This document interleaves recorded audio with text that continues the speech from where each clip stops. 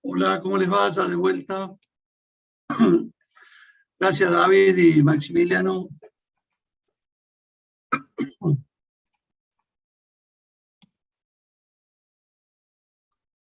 Bueno, pensé que iba a demorar un poquito más, pero ya está.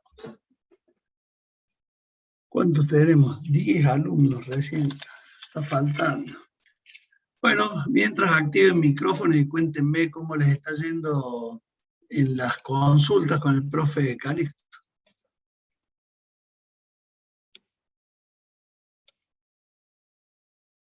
¿Cómo anda, Lisandro? ¿Cómo va?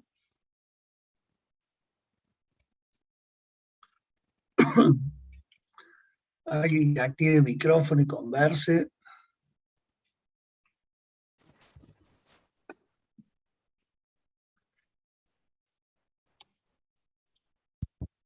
Profe, buenas tardes. Sí, Perdón la ¿quién tardanza, pasó? recién llego, no sé de qué estaban hablando. Disculpe.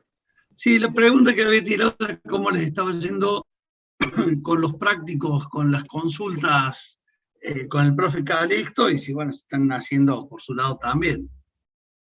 Todo lo que sume, todas las consultas que hagan, van sumando y van haciendo que les sea más fácil ir resolviendo.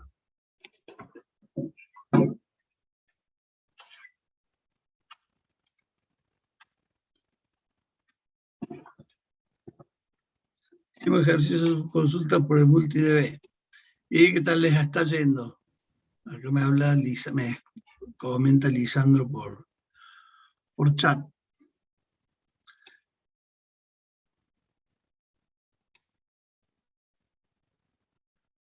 Bueno, si nadie habla, voy a suponer que les está yendo muy bien, que las dudas que le van quedando se las resuelve el profe Calixto, que tiene enorme experiencia en el tema también, así que me dijo que habían quedado que el miércoles 27 se va a hacer una clase presencial. ¿Ya les informó o todavía no? Me estoy adelantando yo. Acá me dice Bruno que no ha tenido mayores problemas con las consultas hasta acá. O sea, si te ha ido bien hasta acá, te va a seguir yendo bien. Hay que practicar nada más. O sea, hola, me adelanté, soy chusma. Porque me había consultado Calixto si me sumaba a la juntada que piensa, seguramente les va a decir este miércoles. Bueno, ustedes díganle que no saben nada. Así, si no quedo como tan chusma.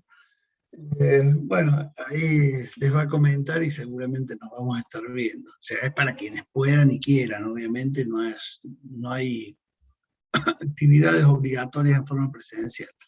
En el caso mío, recién en 2 minutos de paso el ingeniero Quintero me dice, mañana a las 6 de la tarde vamos a tener una actividad presencial con los chicos del proyecto, con los de nuestro curso. Vamos a hacer oficialmente la vuelta al aula. Vamos a ver cómo nos va. En el caso de los chicos de quinto año, hubo una receptividad enorme a la propuesta de encontrarnos, salvo un pibe que andaba con problemas de salud que no quiere tomar riesgos, creo que son como entre 45 y 50 alumnos y van a estar todos los demás. O sea, incluso haciendo algunos esfuerzos importantes porque son de localidades del interior y demás. Así que hay ganas. Bueno, gente, vamos entonces a lo nuestro. Hoy vamos a ver transacciones, ya ahí les comparto pantalla. Denme un segundo.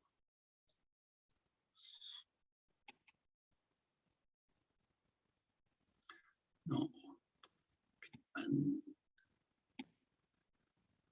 Denme un segundito que hago una cuestión.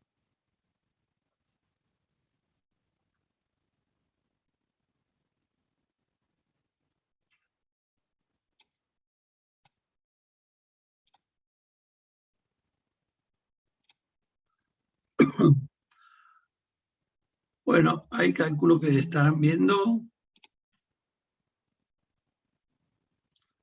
acá me mandan un chat, me dice que sí, Bruno, así que supongo que el resto también lo tiene que ver. Bien, el tema de transacciones lo hemos nombrado ya varias veces.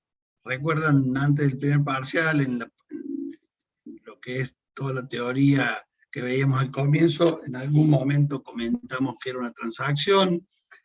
Posteriormente la hemos nombrado cuando hablamos de integridad.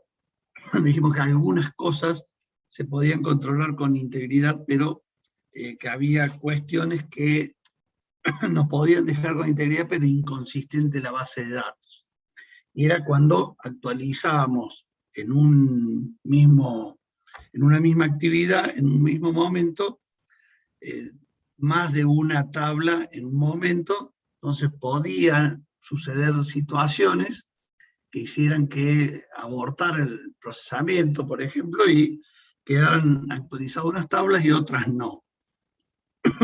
Entonces, el concepto de transacción básicamente es que un conjunto de sentencias SQL deben ejecutarse como una unidad atómica, o sea, se tienen que asegurar que se realicen todas las actividades o las sentencias en general de actualización para asegurar justamente consistencia o la consistencia de la base de datos una vez finalizada la transacción.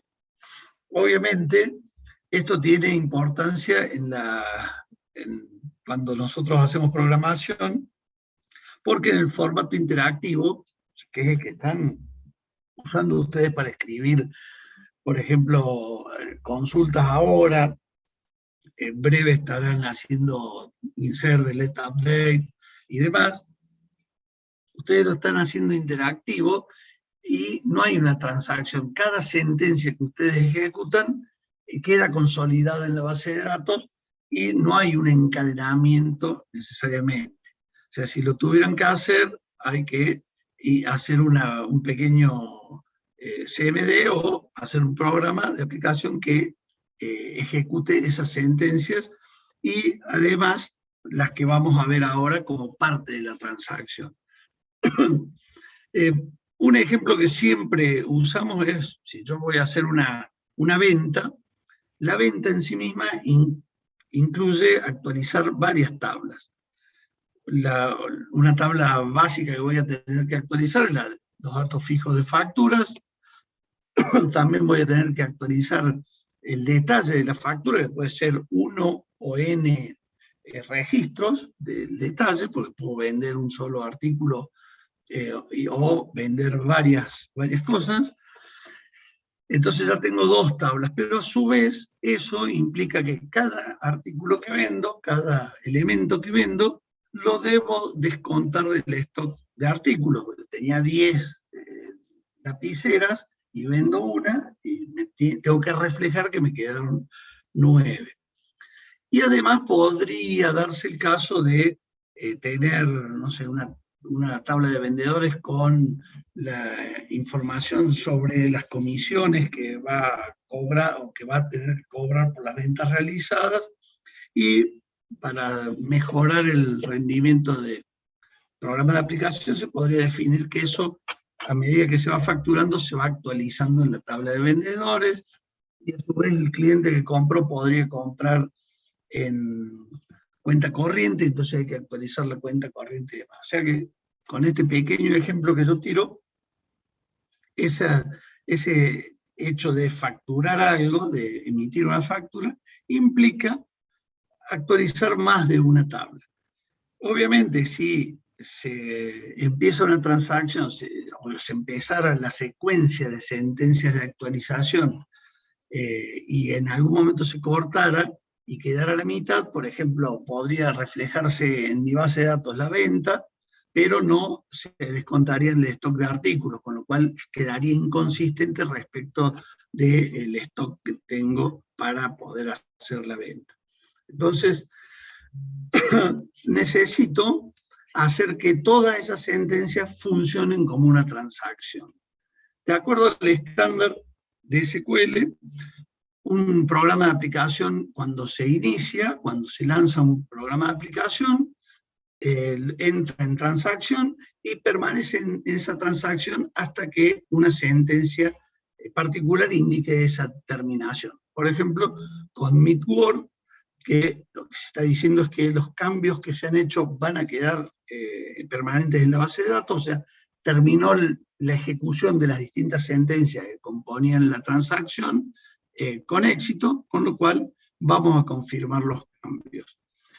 Y otra sentencia, rollback, que puedo usar también, que es para descartar los cambios. O sea, sucedió algo que no debía pasar y ejecuta un rollback word o rollback, depende eso ya del motor, puede cambiar un poco el nombre a rollback o rollback word, lo mismo commit, de todos modos.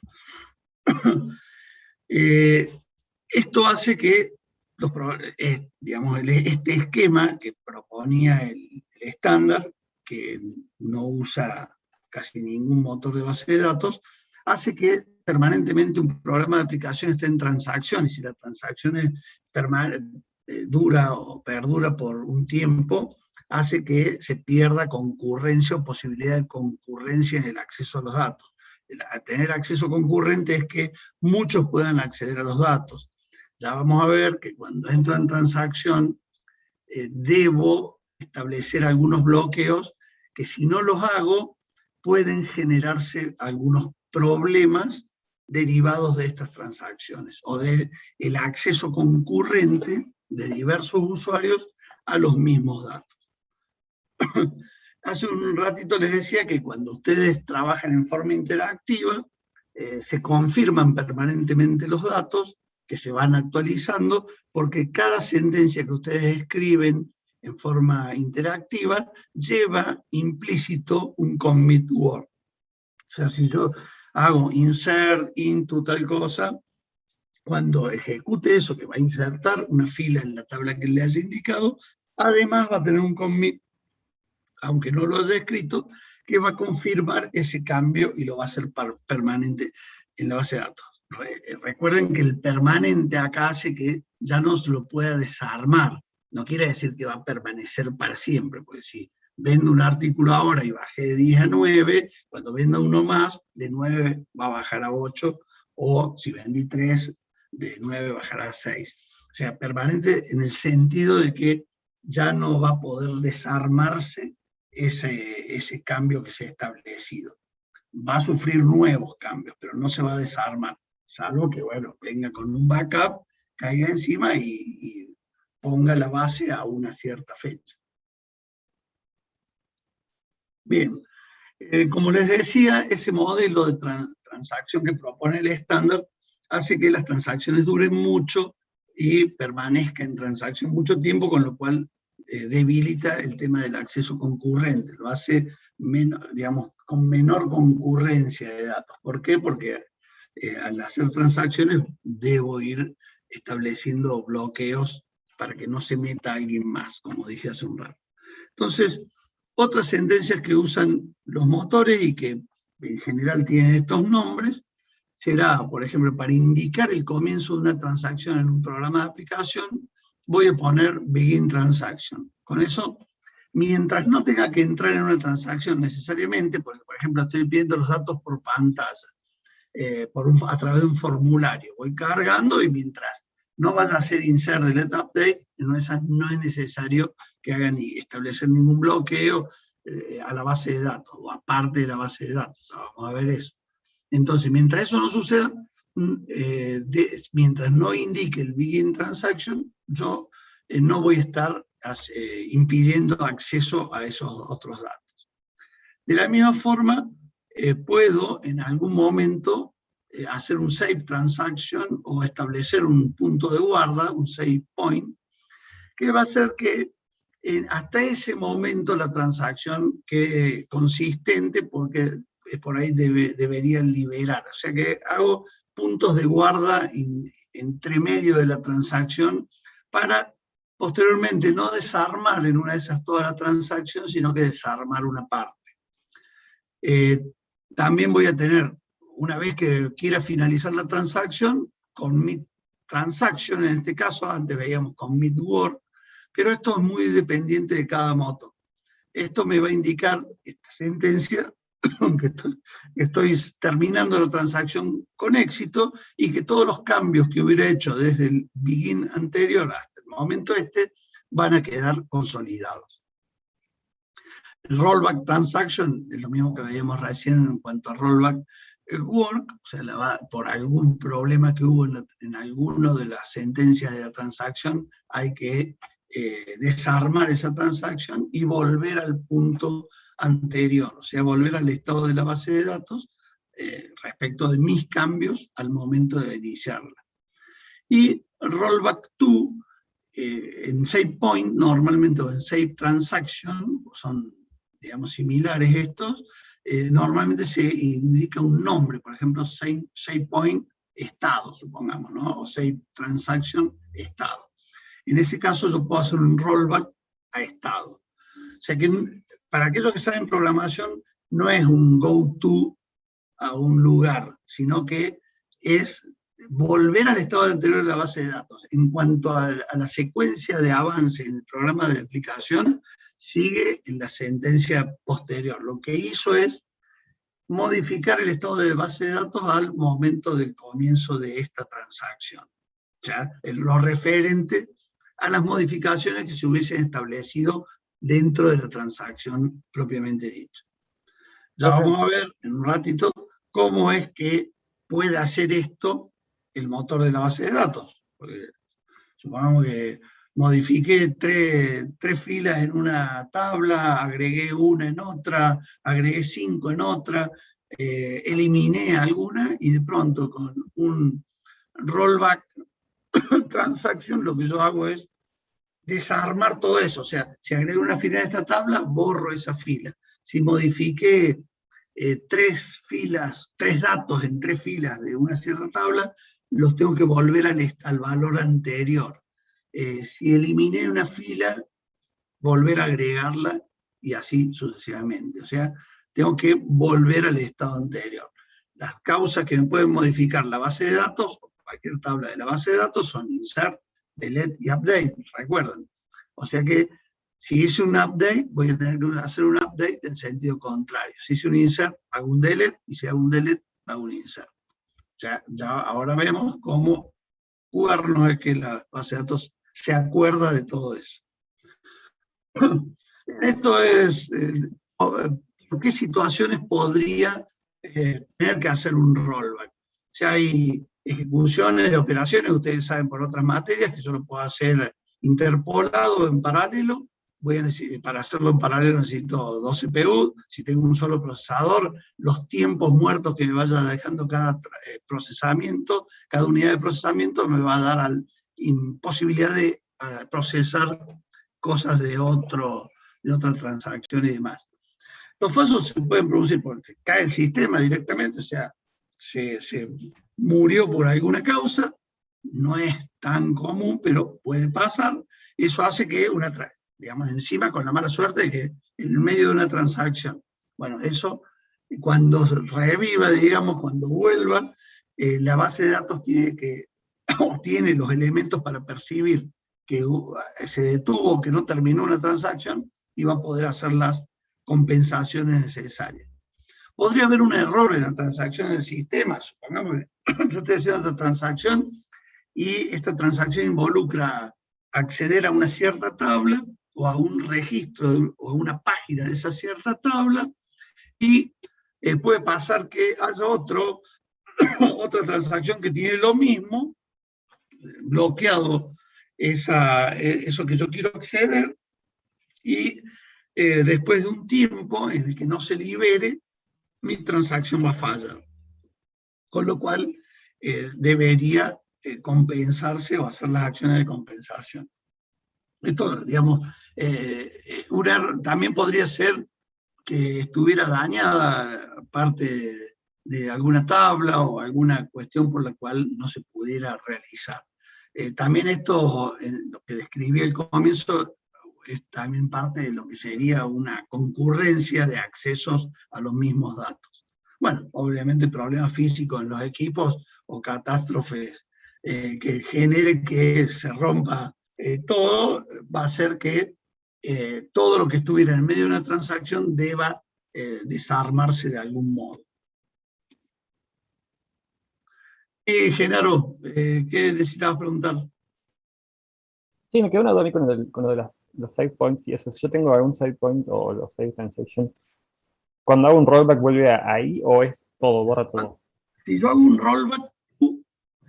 rollback a ese lugar, yo tengo que decir rollback to y decirle al nombre del save point que puse en algún momento.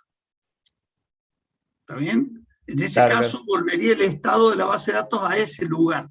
Porque podría ser una transacción muy grande que involucre, que pase por puntos de consistencia y que, digamos, todo lo que ya hizo hasta ese momento, por más que para hacia adelante hubiera algún problema, eso podría quedar consolidado.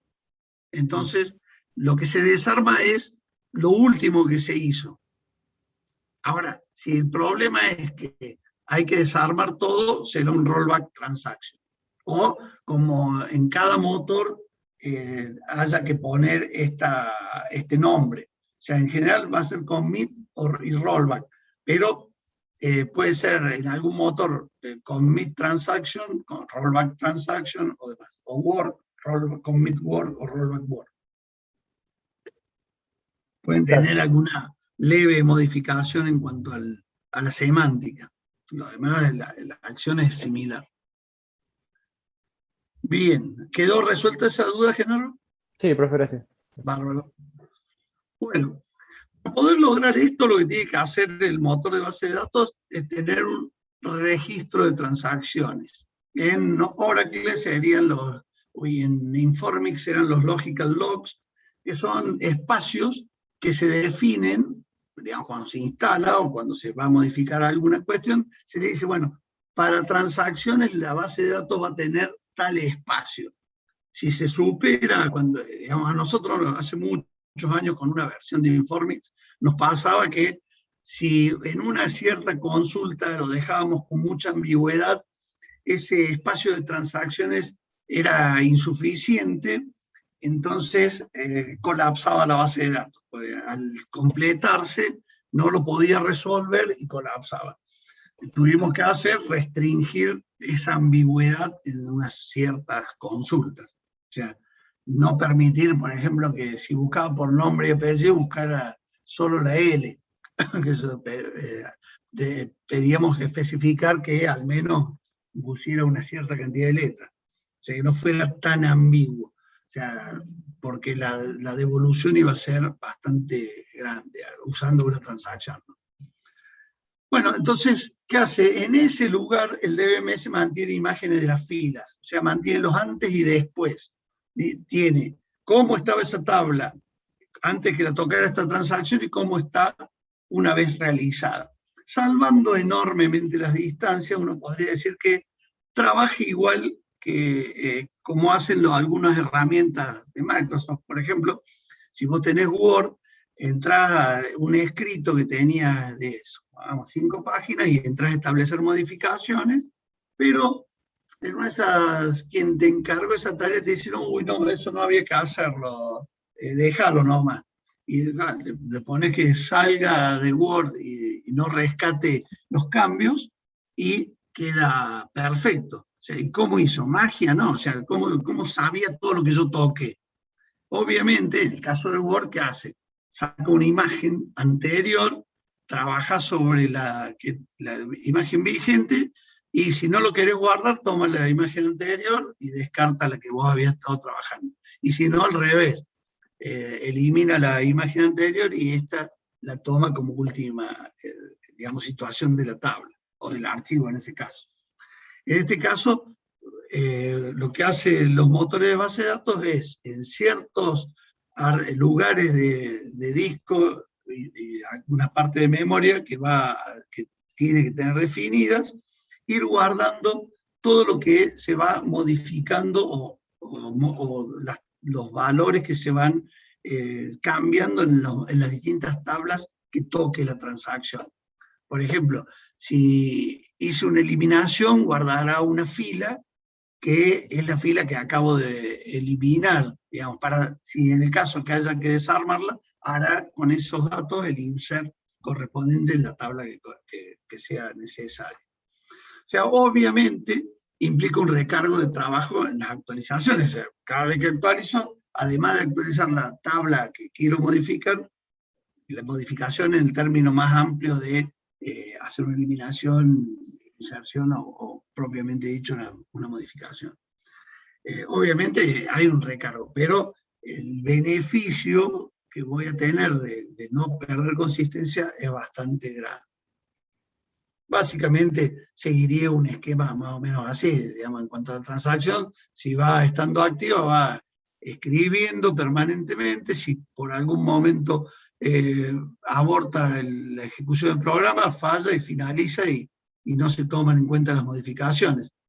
Si tuviera un fin de transacción, puedo tener parcialmente confirmado, porque había llegado hasta una cierta parte, pero si hay algún problema ahí, también puedo escapar por este lado, y si realmente queda todo confirmado, queda confirmada todas las modificaciones que se hubiese hecho a la base de datos y se finaliza. O sea, eso es simplemente como para saber, che, cómo trabaja por adentro. O sea, en una época había dos cosas que podía desactivar un DBA, que una era el registro de auditoría, que no es muy bueno hacerlo, también tiene recargo en el trabajo de la base de datos, y también podía no asignar logical logs, o sea, espacios de trabajo para guardar transacciones, con lo cual, digamos, corría un riesgo muy grande, y el recargo en el trabajo de actualización en general no lo va a notar el usuario, con lo cual es una soncera hacer eso. Y el trabajo de auditoría también, porque con todo lo que va guardando la auditoría una base de datos, puedo detectar en cualquier momento quién actualizó algo, desde qué máquina, qué hora. Por eso que siempre se recomienda no entregar la clave de uno, porque va a quedar registrado en la base de datos que uno fue el que hizo alguna cierta modificación. Bien, hablamos del acceso concurrente y problemas que podían verificarse si no tenía algunos cuidados en ese acceso concurrente. Son 4 problemas que se pueden presentar. Uno de esos es la actualización perdida. O sea, en general, la actualización perdida es que al menos dos usuarios actualicen el mismo dato de alguna forma y se pierda una de las actualizaciones debido a que el segundo, o sea, este primero entró, leyó el contenido de X, que podría ser un registro o tupla, y dentro de ese, o fila, y en ese encontró un dato que lo modificó. Eso, vendió un artículo y le restó eso. Pero dentro, y no terminó todavía la transacción, y permite el motor que otro usuario T2 pueda acceder, lee el mismo dato X, que lo lee con el valor que tiene en la base de datos, o sea, no con X menos N, sino al valor que tenía en un momento, y le agrega un valor. Cuando ambos escriben, supongamos que escribe primero este y después este, supongamos que X valía 100 y N 50, acá hubiera quedado 50, y si a posteriori venía esto, y acá le sumaba 50, hubiese quedado en 100. Pero cuando pase esto, acá también leyó 100, le suma 50 y va a quedar en 150. ¿Entienden el problema de que haya sobreescrito algo que escribió T1? Porque leyeron los dos la misma situación inicial. ¿Lo ven a ese problema? Sí, profe, sí. Bien, este es uno de los problemas más graves que puede pasar, porque altera la consistencia de los datos. O sea, yo tengo guardado en mi base de datos, en alguna tabla, en alguna fila, un valor que no refleja la realidad. ¿El problema cuál fue? Que dejé, digamos, acceder a una persona a leer un dato que estaba siendo trabajado por otro, con lo cual, de este que fue el primero que va a escribir, voy a perder la transacción, voy a perder la modificación que hubiese hecho. Segundo aspecto que puede generarse es datos no confirmados.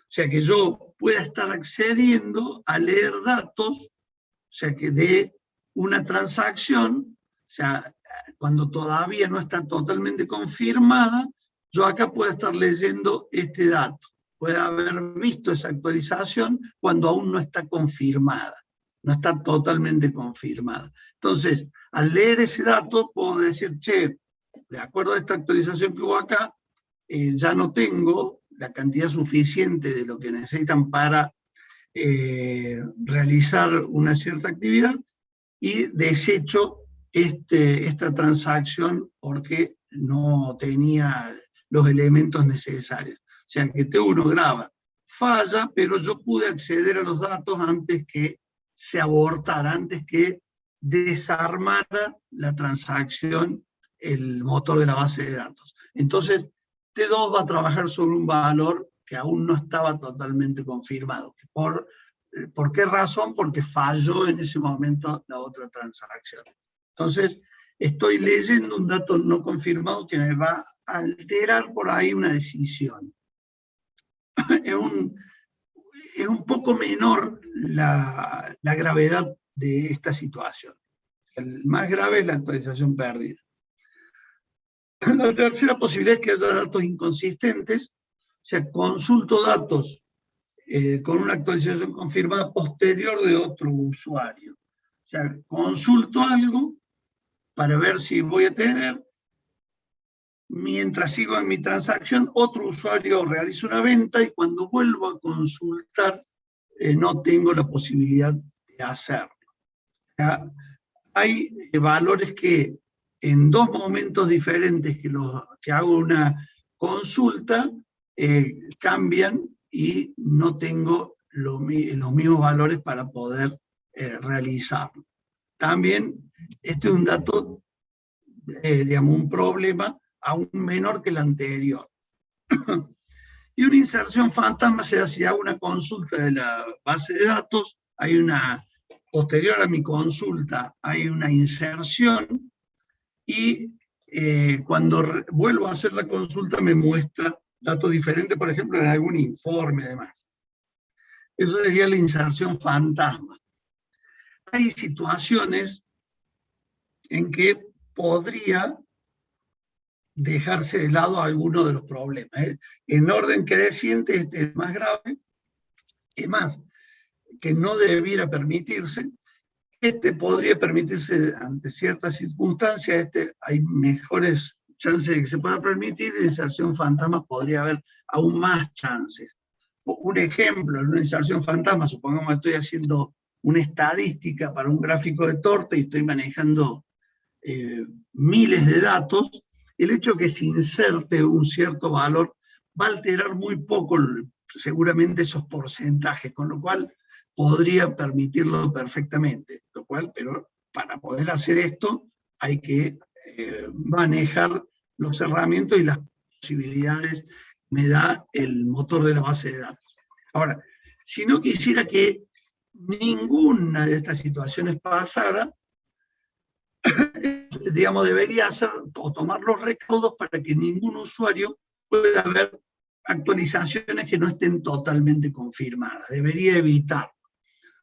Digamos, para que esta situación, porque para evitar eso voy a tener que impedir que alguien entre a datos que tiene otro, una de las indicaciones más importantes es que las transacciones deben ser breves. Mantenerlas breves, en definitiva, significa que cuando se escriban los programas de aplicación, el espacio de tiempo que se prevé entre un begin transaction y un commit o rollback sea el menor posible. O sea, que no haya demoras que no sean necesarias. Y permanentemente liberar la base de datos utilizando lo más seguido que pueda un commit dentro del programa de aplicación para cerrar las transacciones vigentes. Y obviamente, para impedir que pasen algunos de estos problemas, deberé usar técnicas de cerramiento. Cerramiento es un bloqueo, en definitiva, nada más que ese cerramiento se va a producir en distintos niveles, o se puede establecer niveles para cerramiento. Justamente lo que decía recién, en el cerramiento el DBMS lo que hace es bloquear una parte de la base de datos, que es la que se accede a través de una cierta transacción. O sea, cualquier otro que quiera acceder a esos datos va a tener que esperar, hasta que obviamente esa transacción incluye un commit o rollback. Hago una aclaración aquí.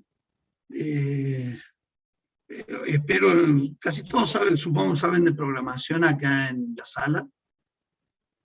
Alguien que indique. O sea, yo asumo que algunas cosas mínimas las deben tener. ¿Saben lo que es una estructura de control? Por ejemplo, if and if. Acá alguien responde, me dicen que sí.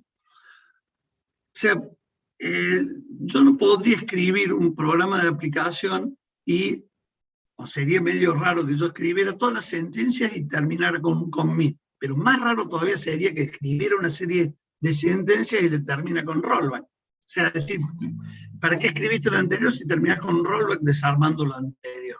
Entonces, lo más seguro, o sea, no, lo más seguro no, va a ser así. En el programa de aplicación yo debería preguntar por un estado de una variable en el entorno del motor que me esté indicando si ha habido problemas. O sea, por ejemplo, en Informix esa variable es status. Entonces, si yo digo status igual a 0, quiere decir que está todo bien. Entonces, if status igual a 0, commit. Si está todo bien, comiteo.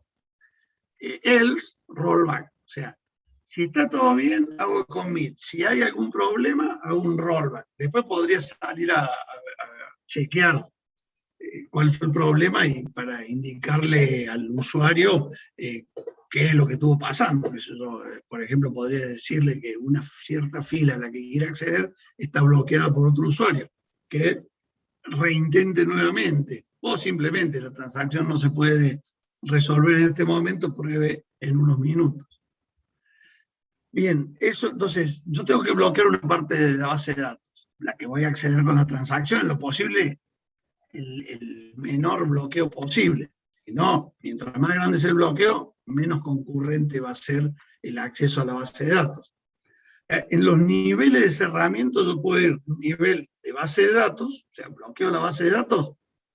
Primero que para poder bloquear toda la base de datos no tiene que haber nadie, porque si ya hay alguien no la voy a poder bloquear. O sea, no podemos tener dos bloqueados la base de datos o parte al mismo tiempo, la misma parte. Entonces, ¿qué pasa con esto? Obviamente, si yo bloqueo toda la base de datos, ninguno de los problemas que vimos hace un ratito se van a suceder, porque nadie más va a poder acceder a mis datos. Nadie me los va a poder alterar en ningún caso.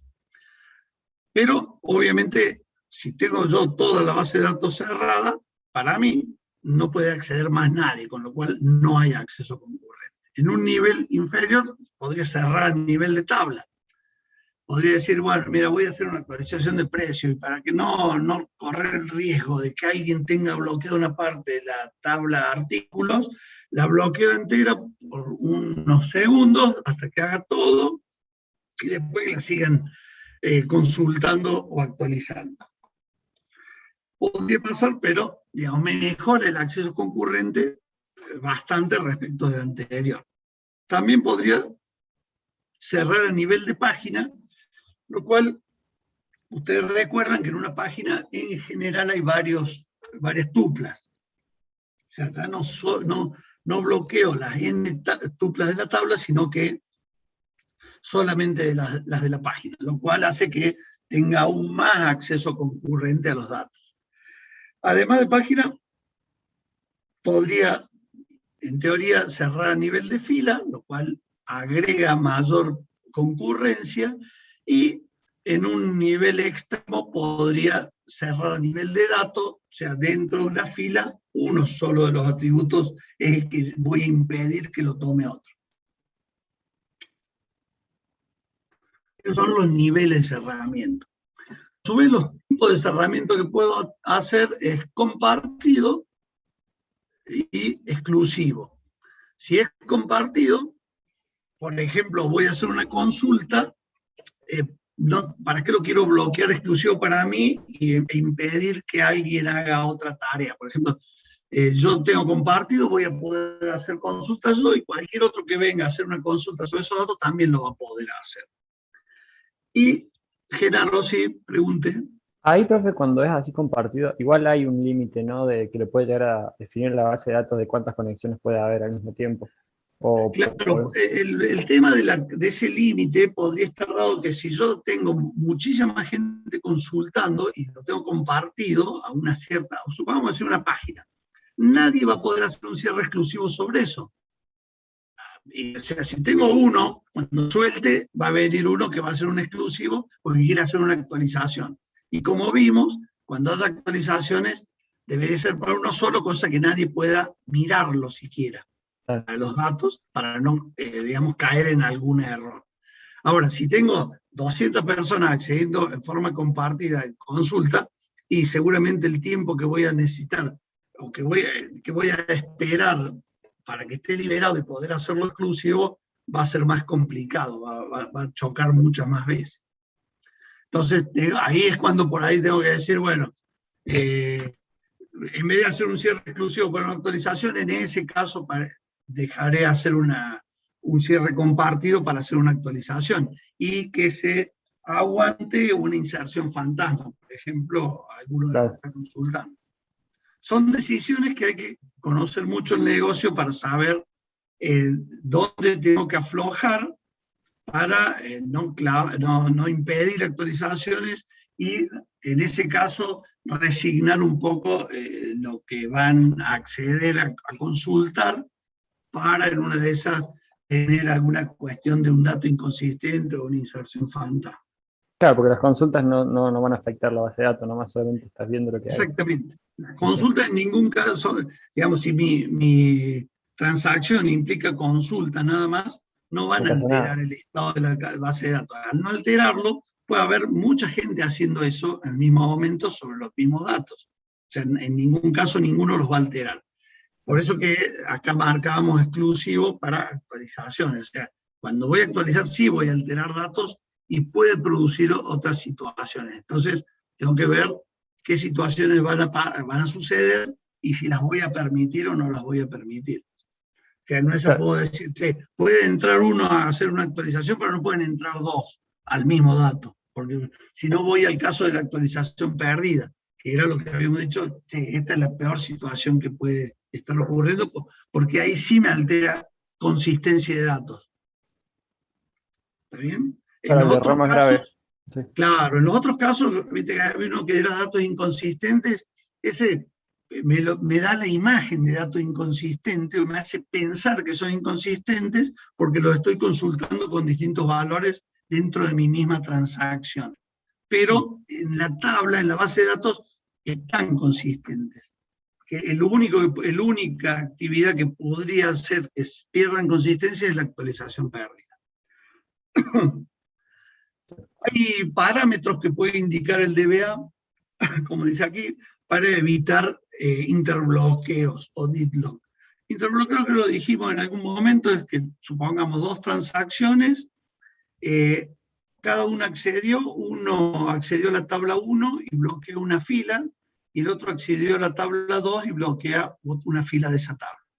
En adelante, la transacción 1 quiere bloquear lo que tiene la transacción 2, y la 2 quiere bloquear lo que tiene la 1. O sea, estaban cruzados en cuanto a necesidad. O sea, ni la 1 ni la 2 podrían avanzar porque estarían esperando indefinidamente que el otro suelte, porque a su vez la otra transacción está esperando que él haga lo mismo. En ese caso es cuando se da un interbloqueo deadlock, y el motor debe resolver cómo hacerlo. Eso lo hace declarando un ganador de interbloqueo y un perdedor. Al ganador le deja, digamos, al perdedor le desarma la transacción, o sea, informándole que ha habido un problema, y al otro le deja avanzar porque ya al haberle desarmado la transacción el primero, queda liberado esa parte de la base de datos a la cual quería acceder. O sea, esos parámetros de cerramiento y ese evitar el deadlock lo puede establecer el DBA, indicando que haya usuarios que tengan por ahí mayor peso que otros, entonces ese usuario va a tener siempre, o va a ser ganador de un interbloqueo, o de pronto algún proceso ser de mayor importancia y tener esa capacidad para ganar un interbloqueo. O sea, que el motor pueda resolver quién es el que gana el interbloqueo, desarmar una y permitir digamos, continuar con el otro. También esos parámetros de cerramiento puedo decir qué tamaño voy a cerrar, obviamente. Voy a establecer el nivel de cierre, voy a indicar el número de cierres que puede ir estableciendo sobre una cierta porción de una tabla o de base de datos, cuál va a ser el timeout, el plazo que voy a establecer para que quede, digamos, como que esa transacción no va a poder avanzar, o sea, ya sepa que no va a poder seguir. El motor va a decidir, o va a poder decidir escala de cierres. Por ejemplo, si detecta que yo estoy bloqueando una tabla registro por registro, pues puede el motor decir, no, bueno, este va a recorrer toda la tabla, bloqueo toda la tabla, porque se va a encontrar en algún punto con algún interbloqueo y va a tener o voy a tener que desarmar una cantidad de cierres o de datos que ha ido modificando y no me conviene, conviene que llegue hasta el final. O sea, todo eso, el DBA, y en un curso de DBA y para un cierto motor en específico, se ve y se sabe cómo son los parámetros que se le pueden indicar a la base de datos, que obviamente van a conllevar una mejora o un empeoramiento del desempeño de esa base de datos, si el DBA lo hace bien o lo hace mal. O sea, este dibujito que incluye el jefe de cátedra que ha hecho estas filminas, es un claro ejemplo de cómo nosotros, la gente ha dicho, bueno, che, en una rotonda para que no haya un interbloqueo, hay quienes tienen prioridad de paso y si los dejan pasar y todos actúan con esa conciencia de prioridad de paso, no se va a producir un embotellamiento en la rotonda. Si el embotellamiento se produjo más allá y afecta a la rotonda, es otro caso. Pero aquí, si todos quisieran entrar al mismo momento y no respetar al que va circulando y que tiene prioridad para salir y demás, esto generaría un embotellamiento. Una idea, o por ahí está la idea de los parámetros y toda la indicación del cerramiento para que fluya mejor el trabajo. Esto es importante y muchas veces lo preguntamos en los parciales, en los finales y demás, que son las propiedades que debe tener una transacción. Conocidas, muchas veces ustedes incluso lo googlean, con poner ACID les va a traer estas propiedades. Las propiedades básicamente son, digamos, a través de las distintas definiciones que hemos venido dando, las hemos dejado implícitas. Por ejemplo, atomicidad, o sea, lo dijimos al comienzo, debe tomar todas las actualizaciones como una unidad de trabajo. Y debe asegurarse que se cumplan todas, que se ejecuten todas, o que no se cumplan, o que se desarmen y no quede ninguna. O sea que tiene que ser atómica a ese nivel. O sea, la transacción que involucra N actualizaciones, las que fueran, debe ser tomada como una unidad atómica, una unidad de trabajo atómica. O sea que se deben verificar que todas se lleven a cabo y se ejecuten bien. Debe asegurarme consistencia, no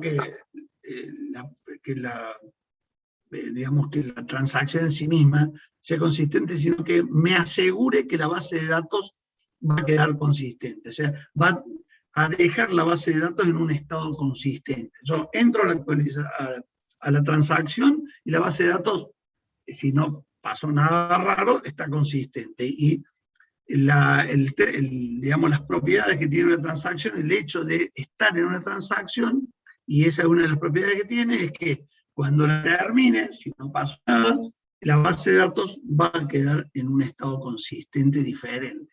Si pasó algo, va a quedar en el mismo estado consistente anterior. Me debo asegurar aislamiento, y digamos el término de la I, del acrónimo así, que es por, digamos, su nombre en inglés, isolation. Entonces, esa transacción debe asegurarme, o la propiedad de cualquier transacción me debe asegurar aislamiento, o sea que no debo interferir en otras. O sea, el hecho de que yo esté haciendo esto no debe impactar en otras transacciones. Y durabilidad, que los cambios producidos por una transacción deben ser persistentes. De nuevo, acá claro, en la persistencia se refiere a que mientras no venga otra transacción y la actualice, va a ser persistente. Ahora, aparece otra transacción que trabaja sobre estos mismos datos, la va a modificar los datos de la base de datos y serán otros los datos que van a persistir a partir de ese momento. Creo que son esos cuatro cosas. En SQL Server pueden hacerse algunas definiciones, o el DBA puede establecer algunas definiciones para evitar interbloqueos. Estos son comandos que va a poder ejecutar el DBA nada más. O sea, ¿cuál es la prioridad? Digamos, si algún objeto va a tener prioridad sobre otros, o algún usuario, se le asigna la prioridad en un interbloqueo, si va a ser normal, si va a ser alta o si va a ser baja. O sea, le puede indicar a un objeto qué prioridad va a tener en el caso, es lo que hablaba hace un rato. Si cuando haya un interbloqueo, ¿quién lo va a ganar? O sea, a quien se le haya otorgado la mayor prioridad para ese caso. Setlock timeout y el tiempo en milisegundos antes de devolver un error. Esto es propio de, como dije recién, de SQL Server. O sea, en otros motores habrá que averiguar, o sea, a ver cuál es la sentencia que permite hacer esta actividad. Y el nivel de aislamiento de una transacción, le voy a poder indicar que no va, digamos, la lectura no confirmada, lectura confirmada, lectura repetible, foto, o sea, sacar una foto y tomar esa foto en ese momento y trabajar sobre esa foto, o que sea serializable. Se le voy a poder indicar qué cosas voy a permitir que sucedan a partir de esas indicaciones que estoy dando en ese caso. Se le voy a estar indicando cuál va a ser la posibilidad. Por ejemplo, si yo dijera read and committed, voy a poder, o va a poder suceder, obviamente, si se diera un acceso concurrente, va a poder pasar una inserción fantasma, va a poder haber datos inconsistentes y va a poder suceder datos no confirmados, justamente. O sea, es el nivel que le estoy dando. Si le digo que sea read committed, lo que voy a dejar pasar son inserciones fantasmas, datos inconsistentes, pero no voy a dejar datos no confirmados, ni, obviamente, como en ningún caso, una actualización perdida.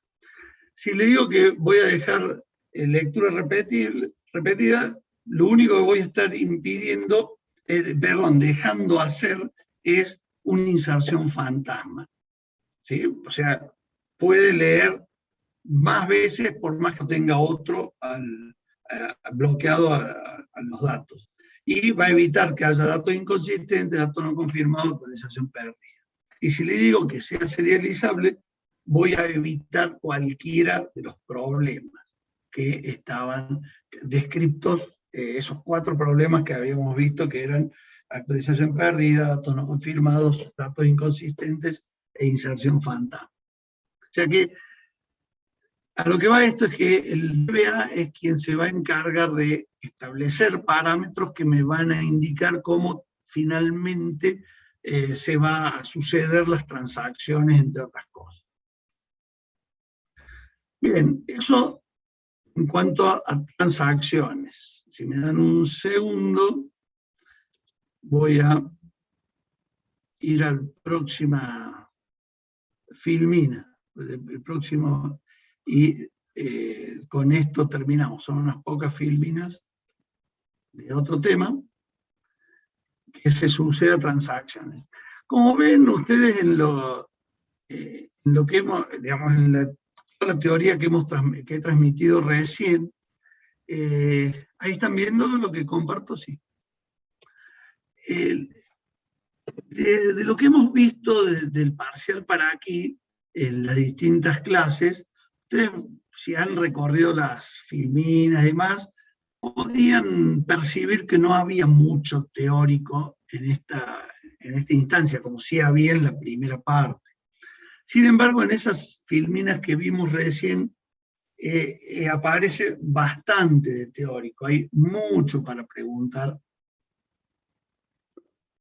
en un parcial o en un final. O sea, el tema transacciones tiene para bastante de poder realizar preguntas y demás. O sea, es donde hay un poco más de contenido del lado del teórico. Por de pronto, lo único que ustedes han estado percibiendo hasta aquí es que todo lo que veíamos en el teórico después se realizaba la práctica correspondiente con Calixto y Gabriela. Transacciones va a ser un poco más complicado. Voy a conversar con Calixto. Él podría llegar a implementar, poder mostrarles cómo se sucede algún problema durante una transacción. Bien, hasta ahora, hasta la clase anterior que nos pudimos reunir, vimos DML, o sea, vimos como parte de DML todo lo que era la sentencia select, los distintos aspectos, la cual están practicando, y vimos como parte de DML insert, delete y update, que no sé si ya practicaron algo, y si no ha sido así, va a ser a la brevedad, que van a hacer alguna práctica de insert, delete y update, que en definitiva están las formas simples que son muy sencillas, y después las formas con consultas y subconsultas, que son un poquito más complejas. Bien, ahora eso era lenguaje de manipulación de datos. Ahora vamos a pasar a ver un poco de lenguaje de definición de datos, o sea, la parte de SQL o las sentencias de SQL que me van a poder permitir establecer una estructura de la base de datos, o sea, modificar la base de datos en definitiva, porque cuando la creo no tiene más nada que un espacio en la cual se ha indicado que va a poder tener tal tamaño y demás, y algunas otras cosas más de esa base de datos, tamaño para los logical logs y demás, y a partir de ahí voy a poder empezar a crear objetos en la base de datos, que lo voy a hacer con DDL. O sea, voy a poder, a través de la sentencia create, crear y definir un objeto en la base de datos. Objeto podrá ser una tabla, un índice, un trigger, un store procedure y demás. Voy a poder eliminar objetos. No es tan frecuente, o sea, muy frecuente si tener, frecuente no, creo la base de datos una vez que la establezco, si no hay mayores modificaciones en el negocio, ya hice la creación. Si tuviera algún problema cuando estoy haciendo la creación de objetos de la base de datos, podré eliminar en algún caso un objeto. Insisto, no es muy frecuente que eso suceda. Y si me equivoqué y puedo modificarlo de alguna forma, tengo la sentencia alter, que me va a permitir modificar la definición que hubiese hecho de un objeto. Por ejemplo, hice la creación de la tabla, me olvidé la definición de una clave foránea, podría hacer un alter table y establecer, agregar esa restricción agregando una clave foránea. O sea que sería una modificación de un objeto. O sea, no confundan estos tres sentencias con insert, delete y update. Lo suelen hacer. Sobre todo drop contra delete y alter con update. O sea, create, drop y alter son para crear, eliminar y modificar objetos de la base de datos. Y recuerden que insert, delete y update son para establecer inserciones, modificaciones, eliminaciones de filas de una tabla, o sea, de un objeto de la base de datos. O sea, incorpórenlo bien esos conceptos para no equivocarse en algo que es sencillo, si se quiere. Bien, acá hay en SQL Server, por ejemplo, puedo crear una base de datos, por ejemplo, en Oracle no, o sea, en Oracle lo instalo y queda la base de datos que voy a usar en ese espacio, y en SQL Server puedo crear una base de datos. O sea, obviamente, si le doy un nombre, va a ser único en ese servidor, le voy a decir dónde que va a crear un archivo en ese lugar, si es, digamos, puedo establecer que son de tipo MDF o NDF, incluso lo puedo crear en distintos discos, si le voy a indicar el registro de transacciones y algunas características que pueda tener ese registro de transacciones. Por ejemplo, un archivo de datos primario va a ser el primario va a ser el master data file, por eso MDF y así. En el registro de transacciones va a ser siempre secundario, va a ser un registro con un cierto espacio que voy a tener definido para que ahí se hagan las transacciones, el juego de caracteres que va a soportar, todo como ven, salvo el nombre, todo lo demás está encerrado en corchetes. Esto significa que son todas indicaciones opcionales que se pueden ir entregando para la definición de la base de datos. Puedo definir el nombre físico para el sistema operativo, para que lo trabaje y esté ser indicado con todo el path completo, el tamaño máximo del disco, por definición, digamos, si le va a tomar incrementos, o sea, tome un espacio y vaya incrementando de acuerdo al tamaño que le voy a indicar aquí, etcétera, etcétera. O sea, son varias indicaciones que se pueden dar cuando se crea una base de datos. Esta filmina está puesta más para indicarles que se puede crear en algunos motores de base de datos, se puede crear una base de datos, y que esa base de datos en el momento de crear se le pueden indicar una serie de especificaciones para que cumpla con ciertas características o no. O sea, no es parte del curso nuestro enseñarles a crear una base de datos. Y a ver qué se puede crear en algún caso. Y acá hay un par de ejemplos de creación de una base de datos y con algunas de las indicaciones. Fíjense que acá se le otorga, digamos, el nombre de la base de datos, va a ser prueba GDA, pero después se le va a dar un nombre, un file name, un tamaño, el máximo tamaño del archivo, que son estos datos que se están indicando aquí. ¿Está bien? Algunos ejemplos con todo lo que veíamos acá. Fíjense que acá se le está indicando muy poquitos datos, que son los que interesa pasarle, y todo lo demás que sea de acuerdo a lo estándar establecido por ese modo. Bueno, acá hay un ejemplo con más de una base de datos, o sea, está la base de datos 1 y la base de datos 2, para distintos espacios de almacenamiento y demás. Esto sí es más importante que lo aprendan bien, es la creación de una tabla. No sé si Calixto les mostró la creación de una tabla. Nosotros en alguna filmina, hace unas clases atrás, vimos unos ejemplos muy sencillos. Acá, por ejemplo, básicamente sí va a tener, en este caso, habíamos dicho que era create, la sentencia que permite crear objetos en la base de datos. Este objeto específico es table, o sea que estos dos nombres reservados tienen que estar cuando creo una tabla dentro de una base de datos, y en este caso le estoy dando nombre clientes, que va a ser la tabla de clientes.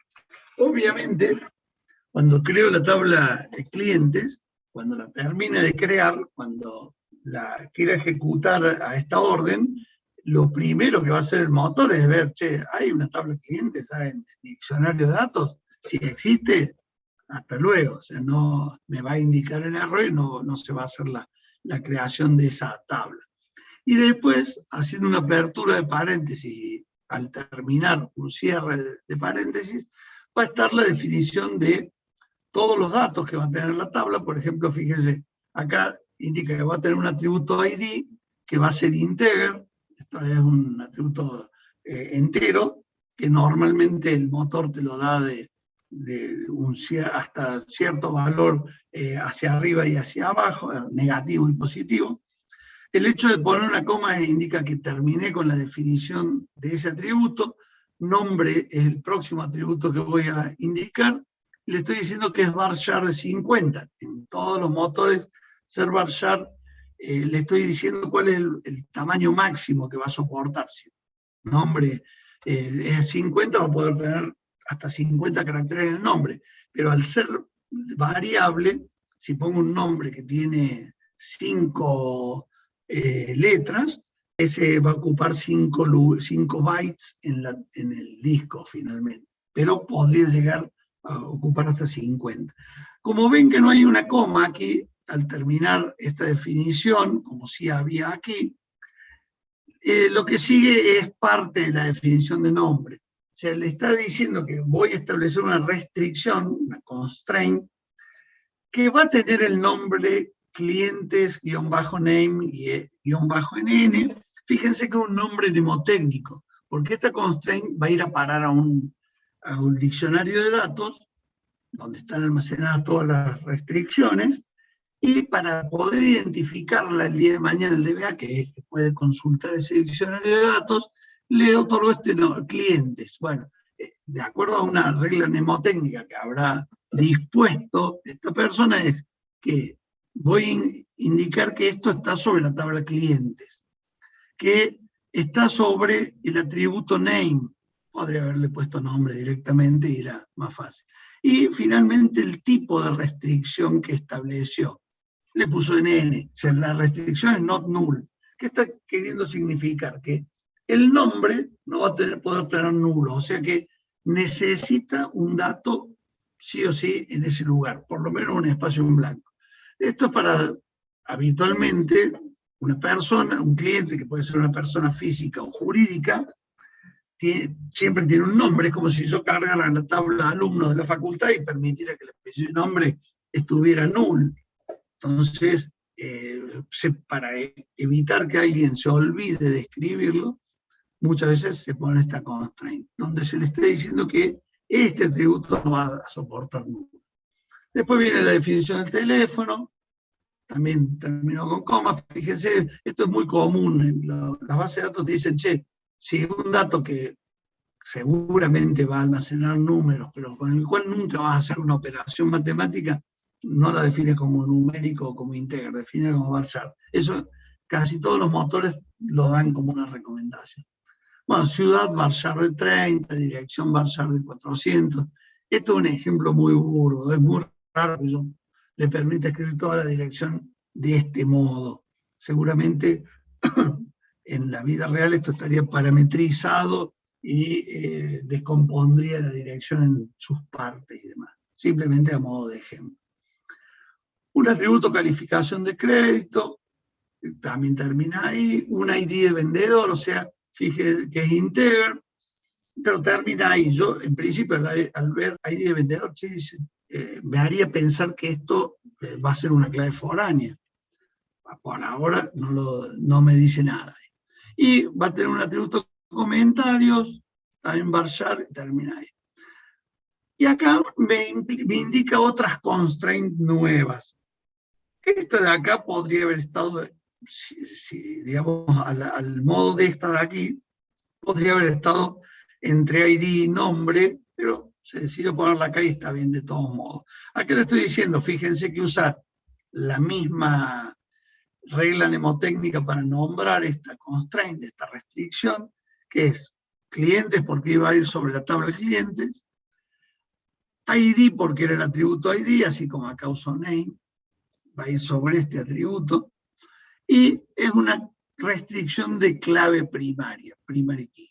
De hecho acá, digamos, ¿por qué? Porque esto es lo que va a quedar almacenado en el diccionario de datos, que es una primary key, y acá confirma, escribiendo primary key, que es para la reservada, entre paréntesis, sobre qué atributo la estoy definiendo. Fíjense que acá es sobre este.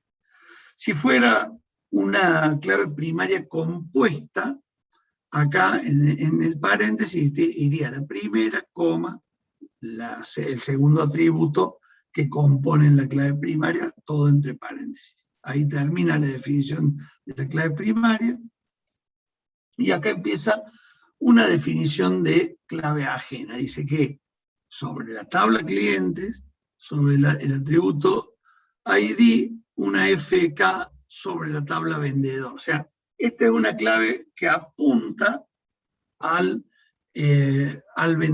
tabla vendedor. Pero esto es mnemotécnico, o sea que acá podría haber puesto el nombre que quisiera. El tema es que después quien lo hizo se acuerde. Y en el caso de ser mnemotécnico, como es acá, es más probable que alguien que no lo hizo lo vea, sobre todo en la tabla del diccionario de datos, y sepa de qué se trata. Foreign key, y acá hace un llamado de atención a la sintaxis, porque como muchas terminaciones de algunas, digamos, de algunas palabras, verbos en inglés terminan ing, este no termina ing, termina gn, foreign key, y está sobre el atributo ID de vendedor. Fíjense que no termina acá, sigue, dice reference, o sea, referencia a la tabla empleados, que seguramente como parte de los empleados estarán los vendedores. Empleados, ¿a qué atributo de la tabla de empleados? ID. O sea, además de estar este ID que está en los clientes, se ve que hay en la tabla de empleados un ID. O sea que acá esta tabla que está creando tiene una restricción donde se le dice que un cierto atributo no va a poder ser nulo. El contenido, el valor que se le vaya poniendo tupla a tupla. Que el atributo ID de esta tabla es la clave primaria, con lo cual no se puede repetir y tampoco puede ser nulo. Eso ustedes lo saben ya del modelo relacional. Y tengo también una restricción de clave ajena, donde le digo cuál va a ser la clave ajena y a qué tabla y qué atributos de esa tabla va a referenciar. Algo que es obvio, que si ID de vendedor es entero acá, ID en empleados debe ser integer también. Y hay una última constraint que aplica aquí, que es que se va a llamar clientes, crédito y check, porque es una constraint de check, y que va a ir sobre el atributo calificación de crédito. Acá está con mayúscula, podría haber sido minúscula, es simplemente indicándole a ese, y que los valores que puede asumir calificación de crédito pueden ser excelente, buena, pobre. O sea que está, con esta restricción le digo al motor que cada vez que alguien inserte una fila en clientes, acá en calificación de crédito, lo único que puede venir es excelente, buena, pobre. Que si viene otra cosa, no lo permita. O sea, obviamente el programa de aplicación deberá controlar después esa situación. Acá hay otra creación de una tabla, por ejemplo, producto, donde también tiene una ID, integra y termina la definición, pero después, fíjense que el atributo nombre, que lo deja de 50 posiciones como máximo, también le indica que no va a ser null, como en el caso anterior, pero a su vez le impone otra restricción que es que sea único, o sea que no se va a poder repetir. O sea, una vez que yo ponga un cierto nombre, exactamente igual no va a poder ser repetido. No todos los motores dejan establecer esta constraint unique. DB2, por ejemplo, me pide que cree un índice unique para este atributo y lo va a controlar a través de ese índice. Después, bueno, hay otros atributos que se describen con su tipo de dato. Obviamente, depende del motor en el cual esté, será el set de tipos de datos que voy a poder hacer. Precio sugerido me dice que tiene un total de 11 caracteres, de 11 bytes, de los cuales 2 van a ser decimales. Y ahí, acá establece que la clave primaria es ID. ¿Está bien?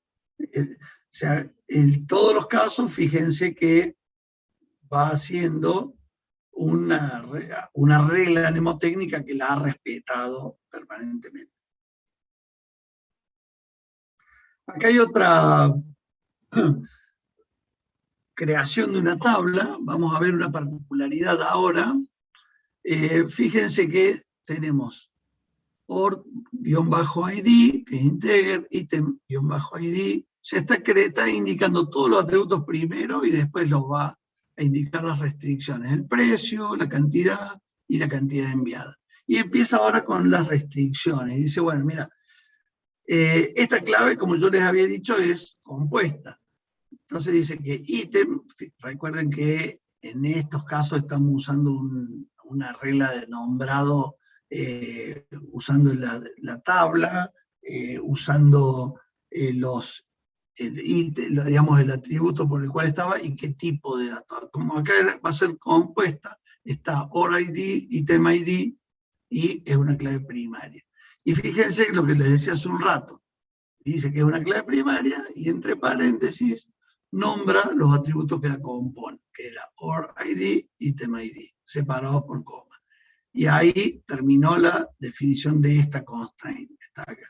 Y empieza otra definición, que dice que estos atributos, OR-ID, por separado, solo, no como clave primaria, y ID de producto, van a ser valores únicos. O sea, no pueden repetirse pese a no ser clave primaria. O sea, en este caso, OR-ID es parte de una clave primaria. O sea que además le va a decir no se puede repetir. Si no hubiese dicho eso, lo que no podía repetirse era la conjunción de OR-ID, item ID. En este caso además le dice, che, OR-ID puede haber, debe estar sin repetición. También dice que controle que cantidad, fíjense, sea mayor a 0. Se cheque que cantidad sea mayor a 0. No, nadie puede, cuando está creando un ítem nuevo en esa tabla, o en una fila nueva, nadie puede olvidarse de escribir la cantidad de ese ítem que va a tener. Y después define una clave ajena, fíjense, foreign y GN, sobre ID de producto. O sea, esto me va a estar apuntando a la tabla producto, al atributo ID. Y además, le dice que cuando haya una actualización, lo haga en cascada. O sea, cuando producto, en la tabla producto, el ID se modifique, venga aquí y lo modifique en todas las filas que tengan ese ID de producto. Y a su vez le dice que si alguien quisiera borrar en la tabla producto un producto que ya estuviera en esta tabla, no lo permita. O sea, no action. En otros productos, en vez de no action, sería restrict. También en casi todos los motores, si yo no pongo esto, va a ser restrict o no action. O sea que si no lo hubiese aclarado, de todos modos hubiese tomado esta determinación el motor. Porque ser restrictivo es lo que menos daño va a causar en la base de datos. Tengo una consulta por aquí. Sí, podría haberse definido por separado. Acá me pregunta Genaro si el unique que está definido acá, que acá se lo definió a los dos atributos estos, podría haber sido dos constraints diferentes trabajados sobre ese producto, digamos, indicada en un caso a ORID y en otro caso a ID del producto. ¿Está bien? O sea, es una exageración, porque si yo tengo una ID de producto, digamos, habría que ver exactamente cómo sería esta tabla ítem. Si son los ítems de una factura, seguramente la ID de producto se va a repetir. Simplemente acá está como para ver, puedo indicarle que sean no repetidos atributos que no formen parte de la clave primaria y pueden en el mismo constraint indicar más de un atributo que no deberá permitir repetición. Eso en cuanto a creación de tablas. Con Calixto obviamente van a practicar esto. Lo que tienen que acordarse acá es que la sentencia es create, en este caso particular es table, y después de poner create table tiene que venir el nombre de la tabla. Normalmente en las organizaciones también hay reglas de nombrado para que los nombres que yo vaya otorgando a las tablas tengan una regla mnemotécnica, cosa que alguien cuando vea sepa de qué se trata, que hay que abrir paréntesis y terminar cerrándolo, y que se nombran los atributos, el tipo de dato y las distintas restricciones que se pueden aplicar. Creo no olvidarme nada. Muchos productos me entregan alguna herramienta que me permiten que esto sea, digamos, facilitado. Por ejemplo, si yo le digo en un menú que voy a querer hacer una creación, me va a indicar qué objetos puedo crear. Elijo tabla, cuando elija tabla me va a decir qué nombre le va a poner, tal, y me va a abrir una iteración donde voy a empezar a definir todos los atributos y si obviamente en un motor en particular me va a mostrar cuáles son los tipos de datos que permite ese motor y lo voy a elegir. Si eligiera que es decimal o si fuera number, en el caso de number me va a decir cuántos bytes va a ocupar. Si es decimal, me va a permitir decir cuánto es el total de bytes y de esos cuáles van a ser los espacios, los bytes decimal que van a representar los decimales, etcétera, etcétera. O sea que puede, digamos, hay muchos motores que en su versión estándar, otros hay que comprar digamos, pagar por esa posibilidad, tienen herramientas que facilitan esta creación. Si no, hay que acordarse y escribir, pechar teclas y escribir toda la definición de las tablas. Y adicionalmente hay productos que me permiten hacer el diseño. Voy a ir unas filminas para atrás. Me permiten hacer el diseño. Me permite hacer esto. Erwin era uno, yo lo debo haber usado en la versión prehistórica, pero que te pregunta básicamente con qué motor vas a trabajar. Una vez que vas diseñando todo esto, que es muy parecido a un modelo de clases, es así, nada más que no están los comportamientos. Entonces, una vez que termine de hacer toda esa definición, y donde yo voy a estar indicando, sí voy a estar indicando el tipo de datos acá, que me lo va a ofrecer. Una vez que tengo todo esto listo, me genero un script que me hace todos los create. Solamente lo tengo que ejecutar y crea toda la estructura de la base de datos. Así, Workbench sería algo así. Sería un entorno donde me facilita el trabajo contra la base de datos. Casi, digamos, todos los motores lo tienen, nada más que algunos lo tienen incorporado, otros hay que pagar la versión más completa que me permita esa situación. A lo que quiero ir es que, primero, solamente el DBA va a estar con esto, o sea, o el equipo, parte del equipo de DBA va a estar con la creación de tablas. Y en general van a estar con un asistente, que es una herramienta que va a permitir, o me va a dar mucha facilidad sobre esto. O sea, que rara vez vamos a terminar, pero es bueno conocerlo, saberlo cómo es que se hace. Obviamente la eliminación de la tabla, drop table y el nombre de la tabla que quiero eliminar, tengo que tener, más que obvio que tengo que tener los permisos. Yo, si no tengo permiso, escribo drop table el nombre de la tabla, y si no tengo permiso, hasta luego, no me va a dejar. Para modificar una tabla, lo puedo hacer puedo hacer distintas modificaciones. Por ejemplo, cambiarle el tamaño de una columna. Vamos a suponer que descripción era una columna, un atributo de artículos, y que tenía otro tamaño ya. Entonces, alter table artículos, y dentro de esto alter column descripción, y va a tener tipo de datos char de 20. Obviamente que si descripción tenía otro tipo de datos y artículos tenía ya varias filas incorporadas, esto es lo más probable que tenga problemas. O sea, lo que estoy queriendo cambiar acá es el tamaño, o sea, no el tipo de datos. Para el tipo de datos tendría que ver algunas otras situaciones. Si quiero agregar una columna o un atributo, en este caso, altero. Estuvieron acá haciendo una modificación. Acá voy a hacer un agregado, una add, alter table alumnos, add observación, o sea, le estoy agregando el atributo observación que va a tener esta posibilidad. Y le está diciendo que acepte, que le meta nulos hoy.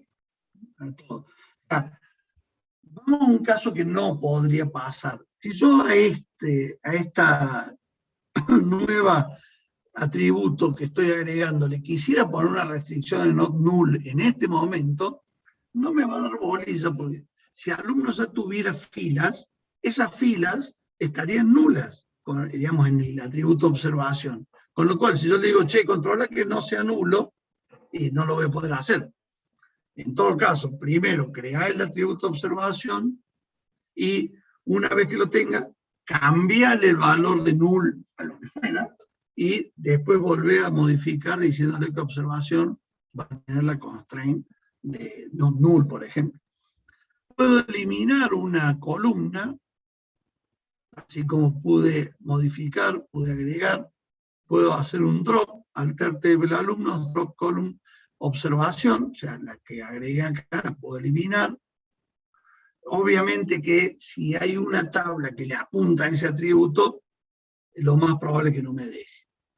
O sea, porque estaría rompiendo, no, lo más probable no me va a dejar, porque estaría haciendo bolsa la consistencia y la integridad. Y motores, no todos, que me permiten, con eso terminamos lo que es creación de tablas, o sea, el objeto tabla. ¿Sí? Algunos motores que me dejan crear sinónimos. ¿Qué es crear sinónimos?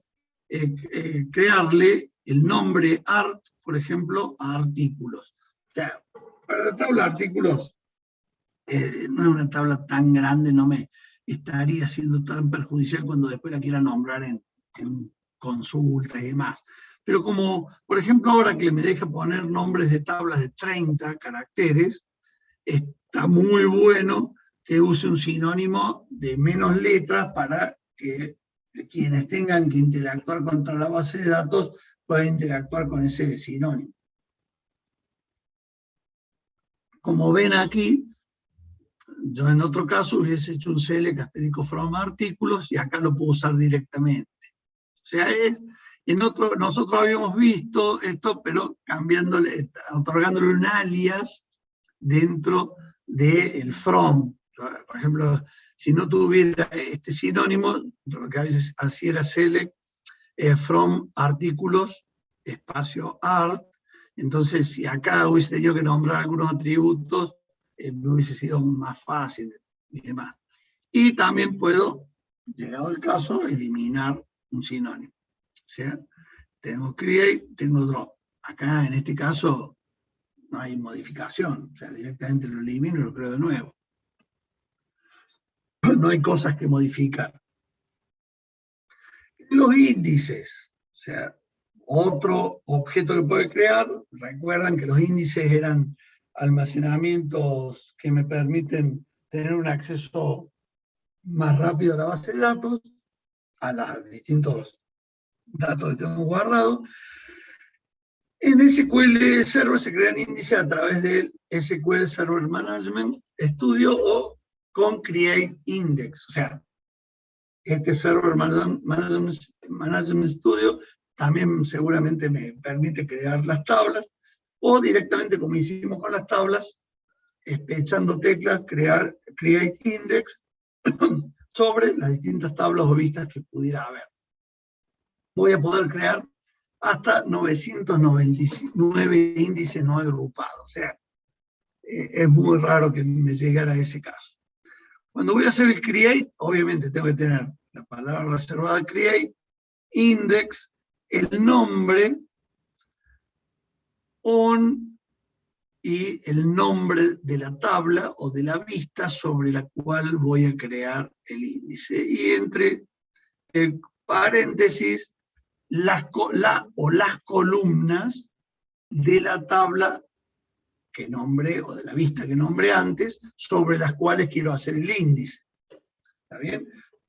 Lo demás son opcionales. O sea, yo le puedo indicar que ese índice va a ser clustered, o sea, va a ser agrupado, o va a ser un non-clustered, que va a ser no agrupado, con lo cual, para una tabla en especial puedo tener hasta 249 índices. Es imposible, diría yo, que yo quiera definir 249 índices para una tabla, pero lo permite. O sea que acá le voy a estar indicando qué tipo de índice va a ser. Uy, perdón. Después hay una serie de aspectos que se pueden indicar, dónde se le va a indicar en qué lugar se va a almacenar y demás. Espacios para dejar abierto en cada página a nivel intermedio del índice, porcentaje, cuánto se debe llenar una hoja de un índice antes de crear una nueva, una nueva hoja para el índice. No hay que confundir con un set field que puede, por ejemplo, en SQL Server, indicar el DBA. ¿Se acuerdan que recién en transacciones vimos unos set transactions y demás que podía indicar? También puede indicar el DBA un set field, pero eso es para el cuánto se va a llenar cada página antes de pasar a una página siguiente, para ir dejando espacio para nuevas, sobre todo como están ordenados, para un nuevo dato que haya que incorporar y que vaya a ser intermedio entre dos páginas. Entonces, si hay espacio, se va a ir completando hasta que se complete finalmente la página y eso vaya a un área de desborde. Eso sería el set field que uno le da para la creación de la tabla y qué espacio se va a llenar en las distintas páginas. Esto es otra, es un fill factor, es un porcentaje, cuánto debe tener una fila, una hoja del árbol, seguramente, que va a ir formándose de los índices, o sea, para el índice específicamente, para que prevea posibilidad de almacenar valores intermedios sin necesidad de hacer una gran modificación de todos los datos del índice. O sea, el factor de llenado. Bien, los índices clustered, que recién vimos que eran los agrupados, el orden lógico determina el orden físico. O sea que por eso que solamente puede haber uno. Nivel inferior del índice contiene las filas de datos de las tablas. Y en los índices non-clustered, el índice que determina el orden lógico es independiente del orden físico. O sea, el orden lógico lo va a tener en el índice y va a acceder a la tabla que va a estar respecto de ese valor no ordenado. Que es lo que decíamos recién que aceptaba hasta 249 índices por tabla. Índices compuestos, es lo que vimos recién, pero nosotros lo vimos con un ejemplo de hasta 2 columnas. Bueno, soporta hasta 16 columnas en clave de indexación, algo muy raro, muy raro, y la suma total de longitud de columnas no debe superar 900 bytes para el índice. O sea, algo bastante poco probable. Algo que ya habíamos hablado en algún momento, hay que recordar, tener en cuenta, que si yo tengo el índice por la columna 1 y columna 2, no tiene nada que ver con tenerlo por la columna 2 y columna 1. Por ejemplo, si tengo tipo y número de documento, no es lo mismo que decir documento y tipo. O sea, lo va a controlar diferente. Así que, y lo va a ordenar diferente. En un caso va a tener todos los documentos de tipo 1, primero, después todos los que tengan tipo 2, y en otro caso va a estar ordenado por número de documentos en forma creciente, y si hubiera un valor de documento repetido, lo va a ordenar de acuerdo al tipo. O sea, pequeñas modificaciones o diferencias. Lo normal y habitual es crearlo así. O sea, creo un índice al cual le pongo este nombre sobre la tabla autor y el atributo ID que debe estar en esa tabla autor. Esto es más en DB2, Create Unique Clustered Index, o sea, le estoy dando este Unique Cluster, que son parte de los opcionales que teníamos antes. O sea, es un índice que se va a llamar empleados ID-in y que va a estar definido sobre la tabla de empleados, sobre el atributo ID. Y acá otro ejemplo, pero en este caso ya con más de un atributo en el índice.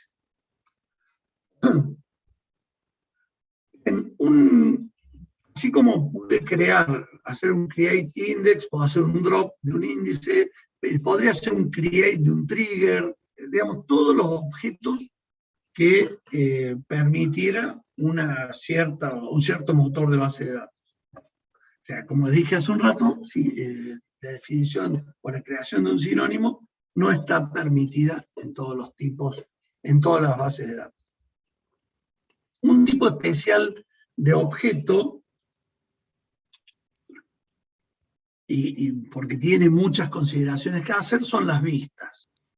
Incluso en el libro que usamos de referencia hay un capítulo aparte, y en definitiva es parte de DDL, o sea, podría estar en el mismo lugar. O sea, vistas creo que ya lo referenciamos en algún momento. Es básicamente lo que voy a almacenar es una consulta. Ya vamos a ver cómo se define, que en definitiva hay una consulta referida a tablas base, a las tablas que yo he definido antes con el create table. O sea, en definitiva, es una consulta almacenada sobre esas tablas que, como ustedes han visto en las consultas, devuelve datos, que son, obviamente, tablas. En este caso, una tabla virtual, porque no tengo almacenado el contenido, sino que el contenido que voy a obtener es resultado de una consulta que voy a hacer sobre una o más tablas que están definidas en la base de datos. O incluso podría ser sobre otra vista también. O sea que los datos son derivados de las tablas fuente o tablas base. En alguna bibliografía pueden encontrar como tablas base. O sea que sí va a haber un nombre almacenado, por eso hago un create view vista, supongamos. O sea, tiene un nombre y tiene un nombre y su definición que se almacena en el diccionario de datos, pero no los datos en sí. Los datos, cada vez que yo nombro en el front de un select una vista, ese select al tener nombrado una vista en su definición, va a hacer que se ejecute la vista y genere los datos que van a quedar en memoria o en algún lugar de almacenamiento. ¿Qué ventajas tiene tener una vista? O sea, yo puedo crear una vista para que un usuario después consulte sobre esa vista y le da una perspectiva a ese usuario de que a ese usuario le parece que hay una tabla que tiene esos datos que él habitualmente necesita y con los que va a poder jugar estableciendo algunos filtros y demás. Y además impide que un usuario acceda a otros datos de esas otras tablas, lo cual me da seguridad. O sea, por ejemplo, si me dieran a mí una vista sobre el 3K7 y los alumnos del 3K7 en las tablas de alumnos de la facultad tuvieran datos personales de los alumnos, como el teléfono, la dirección y demás, a mí son datos que no debería acceder, o sea, por seguridad no me deberían dejar acceder a esos datos de los alumnos. Con lo cual, si me hacen una vista al cual yo puedo acceder a los datos que sí puedo mirar, me está dando seguridad sobre los otros datos. O sea que eso hace que sea también, para quien va a tener que consultar y demás, una presentación más natural respecto de lo que yo quiero acceder y a lo que quiero entrar a ver. Me mantiene integridad porque en general, no voy a poder establecer modificaciones sobre las tablas base, o sea, simplemente voy a estar consultando sobre esas tablas base, y me da aislamiento entre los cambios de estructura de base de datos. Esto tengamos en cuenta que si entre los datos que yo obtengo de las tablas base que forman mi vista, está un dato que eliminan, por ejemplo, de una tabla, y el aislamiento se fue a los caños, o sea, perdí aislamiento. O sea, mientras no toquen nada de lo que yo consulto, voy a estar aislado de los cambios de las estructuras en la base de datos. Esto lo vimos en arquitectura de la base de datos en las primeras clases del cuatrimestre.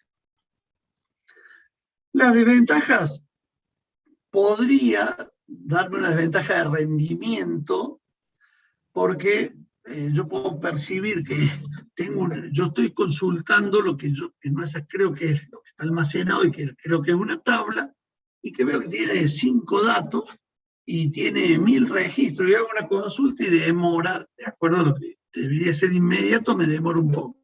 ¿Por qué? Porque en esas no sé que, por eso dije aparente, no sé que el DBMS primero debe resolver la vista para después ejecutar la consulta que yo hago. Y no esa generación de la vista implica hacer un from que tiene 7 tablas, con lo cual generarme la vista tiene una demora muy grande y no es mi consulta la que está siendo afectada por ese rendimiento. Y después, las restricciones de actualización que dije recién. Se tiene que cumplir una serie de requisitos, que ya los vamos a ver, y que digamos, es una pregunta que va así de cajón muchas veces, cuáles son las restricciones que deben verificarse para que yo pueda actualizar una tabla base desde una vista. O sea que hay restricciones de actualización, en general no la voy a poder hacer. Y otro tipo de vista acá que, digamos, se le ha puesto un nombre, pero para poder ver que estoy haciendo una vista de acuerdo a un cierto criterio u otro. Por ejemplo, si yo tengo una tabla y quiero ver solo algunas filas, como voy a estar, yo tengo la imagen de una fila, algo horizontal y columnas algo vertical, entonces si me quedo con alguna fila estoy haciendo una vista horizontal, por ejemplo. Mostrame todos los datos, o sea, toda la fila, todos los datos, todos los atributos de la tabla de alumnos que tengan la especialidad K. O sea que simplemente van a filtrar de 10.000 filas en una de esas 1.000. Bien, o sea que es horizontal. With check option. Esto, el hecho de tener with check option, lo que significa, y esto muchas veces después los exámenes no lo saben, es que chequee que si se modifica algo en la vista, chequee que se cumpla esta condición que establecía acá. Por ejemplo, que no deje modificar en la vista, una vista que permite actualizar la tabla base, ¿no? Por ejemplo, imagínate que yo dijera, voy a dejarle modificar la letra de la especialidad y le voy a dejar poner Y acá. ¿Qué va a pasar? Va a desaparecer de mi vista esa fila. ¿Por qué? Porque la vista estaba creada indicando que solo mostrara los que tenían esta especialidad. Con lo cual, si se lo cambio a una fila, esa fila no la veo más. Y voy a decir, che, yo hice una modificación y lo borré. O sea que indicar with check option es impedir que viole esta restricción que había puesto aquí. O sea que si inserto algo o actualizo algo, no vaya en contra de esto. O sea, básicamente, la especialidad no la voy a poder modificar y si inserto a través de esta vista va a tener que ser de esta especialidad. Si no, no lo voy a poder hacer. O sea, en insert y en update va a tenerlo en cuenta. Bien, una vista vertical, fíjense, create view, también le pone el nombre clientes y de acuerdo a la consulta que venga por abajo. Va a decir que la vista va a tener alguno de los atributos del maestro del cliente, que va a ser nombre del cliente, nombre de especie. O sea, por eso que le llama vertical. Vista con su conjunto de filas y columnas sería mezclar una vertical y una horizontal. ¿Por qué? Porque estoy creando esta vista que tiene número de cliente, nombre de especie, como la de recién, sobre maestro de clientes, pero solamente las filas que cumplan esta condición. O sea, estoy mezclando una condición, o sea, una proyección y una restricción, o selección, si lo tenemos en términos de álgebra relacional. Una vista agrupada, porque simplemente le llama agrupada acá, porque dentro de la creación de la vista va a tener un group by. O sea, el select que va a ir por debajo va a tener un group by.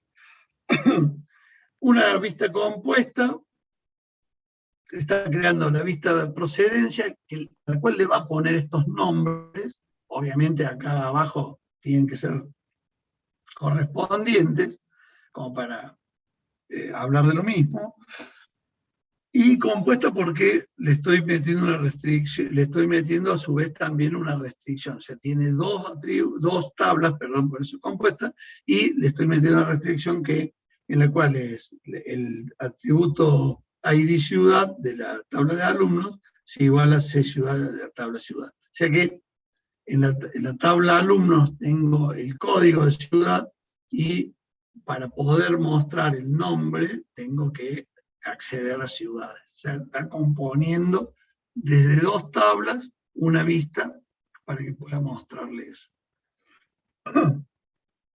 Bien, esto es a lo que me refería hace un rato de qué debe tener o qué cuestiones deben verificarse en la creación de la vista para que desde esa vista se pueda actualizar la tabla desde la cual es generada. O sea, ¿qué debe tener el select con la que se crea para que una vez que genere esta tabla pueda actualizar las tablas base? Entonces, ¿qué debe tener? No debe haber distinct en select, porque si tengo distinct estoy eliminando, y si estoy usando distinct no estoy llevando la clave primaria, con lo cual, ¿cómo voy a identificar el registro que voy a modificar desde la vista? O sea, no puede haber distinct, porque aparte, si lo pusiera y tengo en cuenta la clave primaria, ¿para qué puse distinct? O sea, el mismo círculo. No puede haber subconsultas.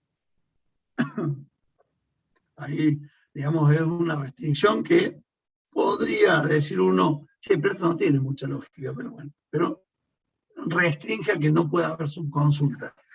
Siempre me refiero al select cual provee los datos a la vista, ¿no?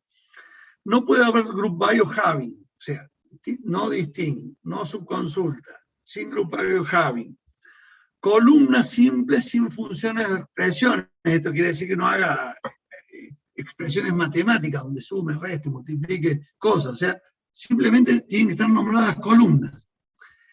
Tiene que ser una tabla única y sobre la cual se otorguen derechos a la vista de actualización.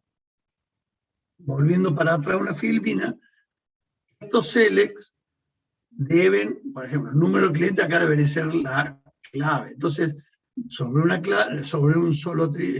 sola tabla, sí tengo una restricción, pero no tengo where, no tengo having, no tengo distinct. Entonces, cuando cree la vista clientes, posteriormente, en clientes podría hacer un update de algo de aquí, pero podría hacer un update del nombre o el apellido, porque los otros datos no los conozco. O sea, no me debería permitir actualizar algo que no lo estoy viendo. Y después puedo hacer un drop view, por ejemplo, el nombre de la view que se va a eliminar, y si quiero que actúe en cascado restringiendo. Esto cuando generalmente tengo una vista definida sobre otra. Si quiero eliminar la vista sobre la cual se han creado otras, si quiero eliminar esta, se van a eliminar, si puse cascada, las que estén hacia arriba. Y si pongo restrict, será que si quiero eliminar esta y hay vistas por arriba, se impida esa eliminación. Eso en vista es muy importante. Bueno, ya después empieza, hasta ahí hoy, después empieza seguridad, que es un tema que vamos a ver la clase que viene. Así que hasta ahí llega lo de hoy. Hoy vimos entonces transacciones, DDL, donde vimos creación de base de datos, tablas, índices, sinónimos. Sabemos que hay otros objetos que se pueden hacer con create, trigger, procedure, que es un procedimiento almacenado, y vistas, que lo vimos como algo adicional, pero parte del lenguaje de definición de datos, porque tiene características que hace que le podamos preguntar adicionalmente otras cosas, como qué características deben tener, etcétera, etcétera. ¿Alguien quiere hacer alguna pregunta?